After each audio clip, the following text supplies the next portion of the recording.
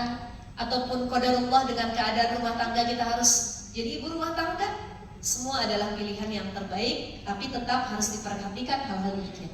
Terima kasih banyak Ustazah. Langsung saja tanpa lama-lama kita buka ya sesi tanya jawab. Monggo silahkan yang mau curhat silahkan. Oke, satu di belakang dulu, monggo silahkan. Boleh dibantu mikrofonnya tim panitia. Antri, ibu-ibu tenang, semua tenang. Tadi Ustazah bahas bahwa perceraian yang terjadi sekarang ini kan mostly diajukan oleh perempuan. Nah, sedangkan perceraian dengan konsep wanita dan madrasatul ula. Nah, itu kan memang sangat fundamental banget ya bagi kita para wanita yang memang mungkin sudah berkeluarga, sudah memiliki anak gitu ya. Saya ingin menanyakan bagaimana peran wanita itu dalam menyiapkan anak kita ke depan dalam menghadapi era New World Order atau keadaan yang kemudian lebih kompleks lagi nih yang saat ini sedang sangat gencarnya gitu ya, kita tahu bersama. Dan bagaimana kita sebagai wanita yang juga wanita karir tapi ingin menyiapkan anak-anak kita sebagai Gen Alpha yang juga kita juga Gen Z gitu ya, untuk bisa tetap keep up dengan dunia saat ini namun memiliki iman dan akhlak. Karena mungkin Gen Alpha ini kan akan menghadapi dunia yang lebih kompleks, lebih tajam, lebih sulit gitu.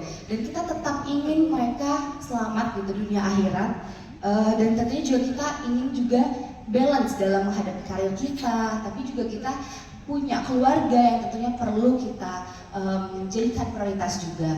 Mungkin itu aja Ustadz, suara dari saya ibu muda Gen Z yang ingin diberikan arahan dari Ustadz. Batas mana? Sebenarnya nggak ada batasnya.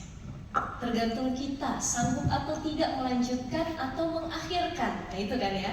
Jadi kalau setelah menikah itu tagline-nya itu melanjutkan atau mengakhirkan gitu ya. Tapi kalau sebelum menikah tuh halalkan atau putuskan gitu ya. Tagline yang berbeda. Nah setelah kita menikah pasti kan problem dalam rumah tangga itu berbeda-beda tuh dan lebih kompleks ya. Nah tadi yang disampaikan oleh Mbak siapa?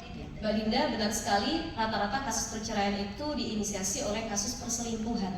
Tapi banyak juga karena kasus KDRT, kekerasan dalam rumah tangga.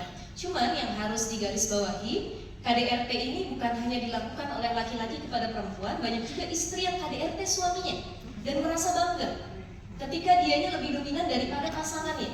Itu udah masuk ranah KDRT gitu ya. Sampai sejauh mana batasnya Ustazah kita harus melanjutkan, bertahan? Sebenarnya kalau kita berbicara bertahan atau mengakhirkan, yang paling tahu keadaan adalah diri kita sendiri. Problem yang sedang kita hadapi, saya kuatnya sampai mana, itu sesuai dengan keadaan diri. Jadi pertanyaan ini tuh harus dibalikin ke diri masing-masing. Cuma saya ingin memberikan gambaran, Mbak Dinda. Dulu ada yang terkenal, Firaun. Ya, diabadikan juga dalam Al-Quran. Beliau punya istri namanya Siti Asiyah. Siti Asiyah ini bukan main, sampai akhir hayatnya beliau tuh tetap bertahan dengan suami yang sosoknya tuh Firaun gitu. Kan kalau suami kita nggak nyampe Firaun ya. Jadi nggak pantas dapat sebutan Firaun gitu. Atau saya pernah ngisi di Tangerang ya teman-teman, waktu itu kajian muslimah, ada seorang perempuan bilang, Ustazah boleh nggak, saya sudah kesel banget sama suami saya panggil dia dengan sebutan Dajjal. Itu ekstrim banget ya, saya dengar, demi Allah ibu jangan dosa, saya bilang. Insya Allah nggak ada kalau ibu di sini nggak ada kayak gitu ya. Ya. Jadi mau seburuk apapun pasangan kita, kata-kata Firaun atau Dajjal itu harus di-skip. Suami kita tuh manusia. Kenapa dia manusia? Dalam diri manusia, kata Imam Al-Ghazali ada 3 sifat. Sifat malaikat, sifatul hayawan, sifat hewan. Yang ketiga sifatul syayatin, sifat syaitan. Begitupun kita. Kan gak cuma suami yang punya kekurangan, istri juga begitu. Jadi harus dicari mana nih benang merahnya gitu ya. Problemnya apa? Saya masih bisa lanjut atau tidak? Dia masih bisa bertobat atau tidak? Dia masih bisa berubah atau tidak? Nah kita yang tahu keadaannya. Asiyah, Firaun tuh ya Allah, bukan cuma ngeselin jadi suami, bukan cuma kasar, jahat, buruk akhlaknya, tapi Firaun mengaku Tuhan. Suami kita dia ngaku Tuhan nggak? Nggak ada kan? Nggak sampai. Cuma memang tatkala dia melakukan kesalahan, berarti sifat syaitannya sedang mendominasi diri. Kalau dia lagi punya keburukan, kita harus lapang dada, kita bilang, oke, ini sifat syaitan yang timbul, tapi saya yakin ada sifat malaikat di sisi lainnya. Sudah kita discuss. Jadi dalam Al-Quran surah An-Nisa itu kalau terjadi huru hara dalam rumah tangga ya, maka panggil kedua belah pihak, dari pihak laki-laki dan pihak perempuan atau sesepuh, untuk diajak musyawarah, wasyawirhum fil amr. Bisa nggak diperbaikin? Oh oke, perselingkuhan, KDRT, kekerasan dalam rumah tangga, ini udah nggak bisa dimaafin, ini udah fatal. Ya ini efeknya bukan cuma ke istri, tapi ke anak-anak dan lain sebagainya. Maka mengakhirkan itu lebih maslahat. Tetapi kalau suaminya mohon izin, mohon maaf ya teman-teman, saya angkat kasus perselingkuhan misalnya. Ada yang selingkuhnya tuh sudah intim, sudah al-waqu, hubungan suami istri. Gak apa-apa saya bahas ini kan? Gak apa-apa ya. Ada yang kasus khianatnya atau perselingkuhannya masih sekedar cat-catan atau ketemuan kongkong ngopi bareng, belum sampai check-in hotel. Nah ini kan perbedaan yang signifikan. Kita bertahan atau tidak Ustazah? Lihat dulu kasusnya seperti apa. Kalau sekiranya masih di tahap teleponan, cat-catan, ngopi bareng, tapi belum sampai check-in bareng, mungkin bisa didiskusikan lagi, dinasehati lagi, kasih kesempatan dulu. Tapi kalau sudah sampai tadi yang lebih fatal, kemudian ada juga MBA, married by accident, sampai hamil di luar nikah, kemudian sampai merugikan banyak pihak, coba didiskusikan lagi. Dan ini juga nggak serta-merta, maaf ya, saya bukan yang ngajarin sama perempuan-perempuan. Artinya gini, suami kita punya dosa, kita juga punya dosa. Cuman sebaik-baik hamba yang berdosa adalah dia yang tak kalah punya dosa buru-buru balik kepada Allah. Dan seburuk-buruk manusia adalah dia yang merasa nggak pernah bikin dosa. Itu manusia yang paling buruk. Maka lebih mulia orang yang pernah bikin dosa, tapi dia sadar akan dosanya, balik kepada Allah. Jadi kalau suami kita pernah punya dosa dan kesalahan, tetapi dia berjanji, saya akan tobat, saya akan membangun lagi keluarga ini dengan sebaik mungkin, kenapa enggak kasih kesempatan?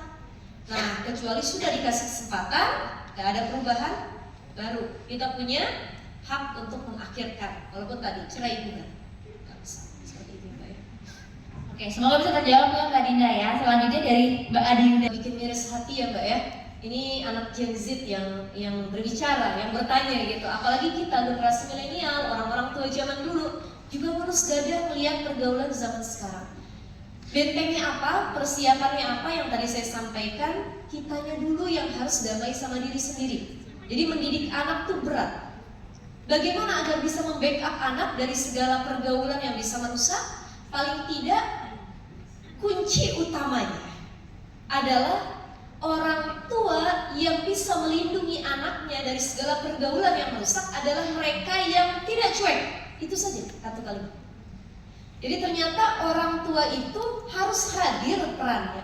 Lalu bagaimana kami Ustazah yang wanita karir harus bekerja? Kan kami nggak 24 jam tuh, nggak full time ketemu sama anak ya. Maka ingin saya sampaikan, kesuksesan dalam mendidik anak itu bukan terkait dengan kuantitas, sebanyak waktu apa kita membersamainya, tapi terkait dengan kualitas. Ada full time, IRT yang full time ya, full time mom gitu, di rumah full time, tapi nggak berkualitas. Dia sama anaknya 24 jam, cuma ibunya main HP, ngedrakor, anaknya dicuekin, anaknya nggak pernah diajak ngobrol, nggak ada bonding. Tapi ada ibu yang wanita karir, dia kerja dari pagi sampai sore, begitu malam handphonenya dia matikan, kerjaannya dia tutup, dia silent semuanya, dia fokus sama anaknya. Nah, maafkan ibu ya kalau siang nggak bisa hadir, kan kakak juga sekolah. Malam ini setiap malam, walaupun bunda capek, waktunya kakak bertanya dan belajar sama bunda. Atau Sabtu Minggu weekend, yuk waktunya kita takrir Quran, waktunya belajar. Adik les bahasa Inggris ya. Yuk kita ulang lagi sudah sampai mana? Yuk sama mama yuk ngobrolnya. Itu namanya hadir. Banyak orang tua yang sudah ngeluarin duit banyak, tapi sebenarnya dia nggak hadir dalam pendidikan anaknya. Udah yang penting sekolahnya mahal. Udah pokoknya bisa, nggak lagi di review, nggak hadir. Dan banyak, mohon maaf, kenakalan remaja atau tadi kasus pelecehan, kekerasan, pembunuhan Ini nggak bisa 100% disalahkan anaknya. Hal-hal ini banyak terjadi disebabkan juga karena orang tua yang cuek. Dia masa bodoh sama anaknya, egois. Penting saya, dia mah terserah anak saya. Itu, ya. Jadi bukan cuma terkait dengan cara mendidik. Ada kan sekarang istilah soft spoken ya, kayak Nikita Willy itu. Anaknya kalau marah mecahin gelas bisa.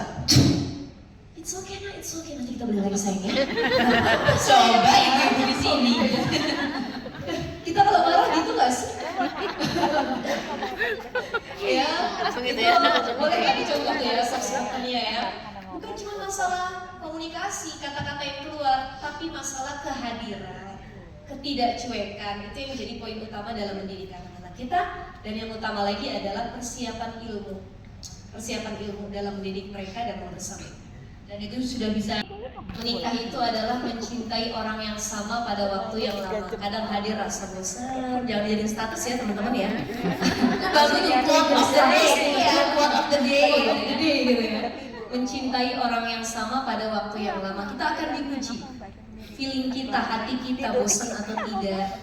Cinta itu akan tetap bertahan atau tidak. Karena mayoritas bertahannya rasa cinta itu cuma di 5 tahun pertama. Setelahnya orang melanjutkan pernikahan bukan lagi karena cinta, tapi kasihan. Udah deh kasihan. Dan sama siapa lagi dia nanti, udah sama saya aja kasihan. Nah itu yang harus terus dipupuk. Maka orang menikah itu bukan semata-mata dia nanti gak diuji setelah menikah. Orang dari jomblo ke menikah, oh saya lulus ujian nih, ujian kesepian. Ya, dia lolos dari ujian kesepian, tapi dia akan berpindah kepada ujian lain yang lebih besar. Bagaimana saling memahami, tafahum, komunikasi antar pasangan, cara mendidik anak. Jadi rumah tangga itu banyak yang sebenarnya tuh problemnya tuh sepele, tahu kecil banget. Tapi gara-gara komunikasi yang nggak baik, kesulut besar. Gara-gara masalah apa tadi, anduk ditaruh di tempat tidur. Istrinya marah, tapi nyampeinnya tuh nggak soft spoken, kayak kuntilanak ngomongnya gitu. Ibaratnya, Yang ketawa berarti ngerasain. pengalaman ya. Tapi coba, ayah itu apa ya? Nggak terlalu tampan lagi lah kalau biasa. Ayah tuh di mata mama jadi hilang tampannya. Coba deh, itu kan kesel, emosi, tapi tetap soft spoken dengan kata-kata yang baik. Atau suami kesel ngedidik istri yang hedon, ya kemudian lagi konsumtif, susah dibilangin, tiap hari paket nyampe rumah, ya tiap hari ada aja yang dibeli, bahkan itu bukan prioritas. Kadang-kadang sampai menggadaikan kebutuhan primer, gitu dinasehatin sama suami. Tapi kalau suami menyampaikannya dengan cara yang baik, kan enak. Jadi sebelum menikah yang dipelajari itu ilmu komunikasi. Sering-sering ngobrol sama orang yang sudah menikah, tanya bagaimana pengalamannya, konsep pernikahan seperti apa, cara ngomong ke suami bagaimana, cara ngomong ke anak bagaimana. Suami didik istri, perempuan kan tulang rusuk. Kalau dikerasin bengkok, dipaksa bengkok, nggak dilurusin makin bengkok juga. Nah itu, jadi harus dengan cara yang baik. Mama, ya ayah, deep talk, pillow talk, mau tidur dibelai rambut istrinya. Mama habis ke salon ya? Udah dibayangin sama Sila nih ya. Itu dibayangin dulu ya. Mama habis ke salon ya, wangi banget rambut mama. Papa seneng deh kalau mama peduli dengan diri mama. Mama makin cantik. Pokoknya mama yang terbaik buat papa. Engkaulah bulan, engkaulah bintang. Gara-gara engkau abang banyak utang. Baru ke intinya tuh kan, dikit-dikit disampaikan. Ibu kayaknya beli banget deh pengalaman. Makanya ibu pengalaman pribadi ini. Jadi itu yang pertama ilmu komunikasi, ya harus dipelajari. Yang kedua tadi ilmu pernikahan, banyak baca buku, banyak ikut taklim, kegiatan, kajian, persiapan pranikah, ya. Dan yang ketiga persiapan mental, bahwa yang harus kita pahami menikah itu nggak seindah film-film drakor, racin. Itu mah cuma 16 episode. Kalau kita lebih ribuan episode yang akan kita hadapi, jadi nggak seindah itu. Itu ya. Jadi harus berdamai, terima kenyataan bahwa pasti akan banyak problem yang saya hadapi. Maka ilmu agama penting, Ilmu parenting penting, ilmu hidup juga penting, pengalaman dari orang-orang sekitar dijadikan ibrah, dan ilmu komunikasi itu juga harus disiapkan, bukan hanya materi. Beli rumah di mana, pernikahan konsepnya seperti apa. Nikah itu murah, yang mahal itu resepsinya, gengsinya, betul nggak? Iya, benar. Nah, itu. Jadi seperti itu harus dipersiapkan ya. Oke, Sheila sudah siap? Gak bisa segitu pertanyaannya. Sheila sudah siap, semoga terjawab ya Sheila ya. Oke, selanjutnya mungkin kalau masih ada pertanyaan, Bu Dita mungkin ada yang mau bertanya, Bu Dita? Itu angkat tangan siap, monggo silakan Ibu. Mikrofonnya boleh dibantu di sebelah. Monggo silakan Ibu. Assalamualaikum warahmatullahi wabarakatuh. Selamat siang Ustazah.